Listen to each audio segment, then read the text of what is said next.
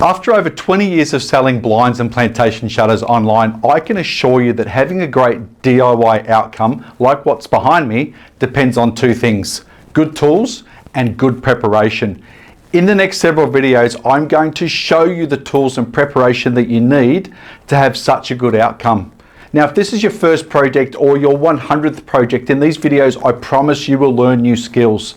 Now, shutters are not hard to have amazing outcomes, and you can save heaps. You just need good tools and good preparation. Let's get right into it. So let's start by looking at what is a plantation shutter, and let's get used to the basic terms and components that make up a plantation shutter. Now, these terms and information will become very important later when you're making decisions on the exact configuration of the shutters that you're going to buy and you're going to have in your home.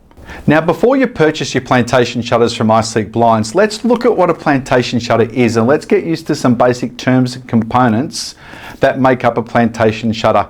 Now, these terms and information will become very important later when we're making decisions on the exact configuration of the shutters that you're going to purchase and exactly how they're going to fit into your windows.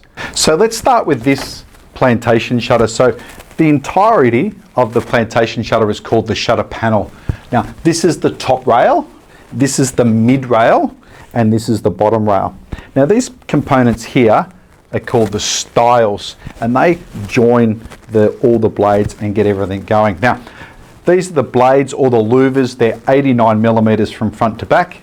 This is called a little tilt rod, and you can see that it connects to the edge of the blades, and that's what allows all the blades to be able to open and close. Now, this plantation shutter here is installed within a L-frame, and you can see how that got its name, and that L-frame goes around all the four sides in this instance here. Now, panel 2 and panel 3 are hinged from what we call a T-post. It's that easy. You can see a T-post is mounted here and here, and that's how these shutter panels are hinged.